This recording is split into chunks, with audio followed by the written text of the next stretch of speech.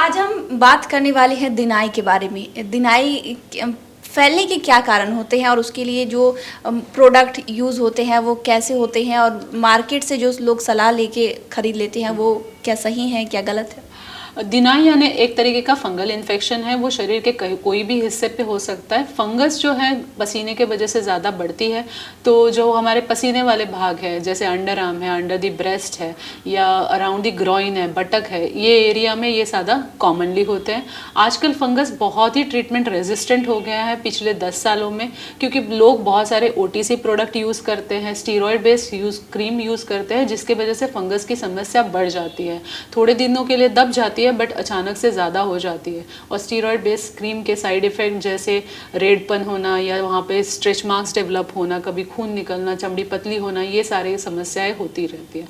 तो इससे बचने के लिए जो दवाइयाँ हैं आपको क्वालिफाइड डर्मेटोलॉजिस्ट से लेनी चाहिए, क्योंकि आजकल दवाइयाँ कम से कम 3 से 6 महीने लेनी पड़ती है। बहुत बार ऐसा होता है दवाई छोड़ने के बाद भी लोगों को बार बार प्रॉब्लम होती रहती है।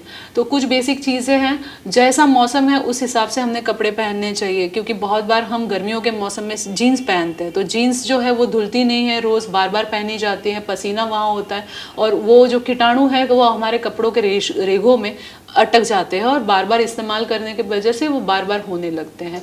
घर में अगर एक इंसान को हुआ है तो वही कपड़े शेयर करने के वजह से या तौलिया, साबुन वगैरह ये चीज़ें शेयर करने के वजह से बीमारी एक से दूसरे को फैल सकती है। तो सबका इलाज करना ज़रूरी है। डॉक्टर जितने समय तक बोले उतना इलाज करना ज़रूरी है, क्योंकि एक बार निशान दिखने बंद हो जाते हैं या थोड़ा सा रिलीफ लगता है तो पेशेंट ट्रीटमेंट छोड़ देते हैं, और यही रीज़न है जो फटाक से फंगस को फिर से ऊपर उभरने में मदद करता है।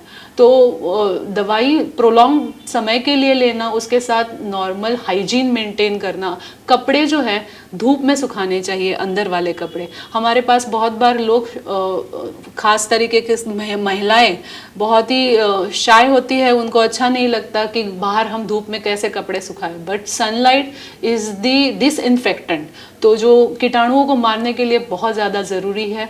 और कीटाणु जब तक मरेंगे नहीं तब तक वो बार बार रीइन्फेक्ट करते रहेंगे। और गलत तरीके की दवाइयाँ, कम एफिशिएंसी की जेनेरिक दवाइयाँ या जो दवाइयाँ सही नहीं है, दवाइयों के बहुत सारे इंटरेक्शन होते हैं। जैसे बहुत बार एसिडिटी की दवाइयाँ हम लेते हैं और एंटी फंगल दवाइयाँ लेते हैं, तो एसिडिटी की दवाई की वजह से फंगस की दवाई काम नहीं करती। तो ये डॉक्टर ही आपको बता पाएंगे। या किसी को डायबिटीज़ होता है तो डायबिटीज़ की वजह से शरीर की इम्यूनिटी कम हो जाती है और बार बार फंगल की इन्फेक्शन होती रहती है। तो उसके लिए जो प्रिकॉशंस है वो लेना बहुत ज़्यादा ज़रूरी है। एक दूसरा मैं बोलना चाहूँगी, आजकल मोटापा भी बहुत ज़्यादा बढ़ रहा है जंक फूड के वजह से, और उसी वजह से वो फोल्ड्स में पसीना भी ज़्यादा आता है। तो अगर ये सारी केयर्स नहीं करेंगे तो बार बार फंगस का इन्फेक्शन होता रहेगा। इसके अलावा पुरुषों में ये ज़्यादा समस्या देखी जाती है, और ये दांत की जैसे हम बात कर ही रहे हैं तो ये फैलता जाता है।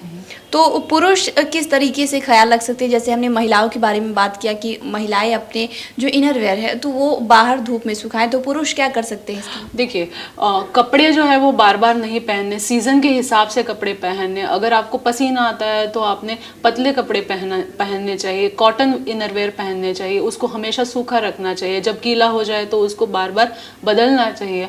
जो एंटी फंगल पाउडर्स है उसका इस्तेमाल कर सकते हैं, धोए हुए कपड़े इस्तेमाल कर सकते हैं, और प्रॉपर दवाइयाँ कर सकते हैं, वही आपको ठीक करने में हेल्प कर सकते हैं।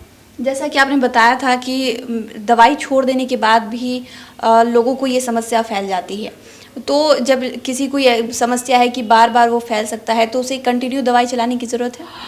क्या होता है कि हमारे, जैसे आपने एंटीबायोटिक रेजिस्टेंस के बारे में सुना होगा, गलत तरीके की दवाइयाँ लेने के लिए वजह से या गलत ड्यूरेशन के दवाइयाँ लेने के वजह से, कम डोज की दवाइयाँ लेने के वजह से जो फंगस है वो रेजिस्टेंट होती जाती है। और पिछले 10 सालों में बिहार नहीं तो इंडिया के हर हिस्से में ये समस्या बहुत ज़्यादा फैल चुकी है, और इसको ट्रीट करना हमारे लिए बहुत ज़्यादा डिफ़िकल्ट हो रहा है। तो जो जनरल मेजर्स बताए हैं डॉक्टर, आपको जो सलाह देंगे उसको फॉलो करना बहुत ज़्यादा ज़रूरी है।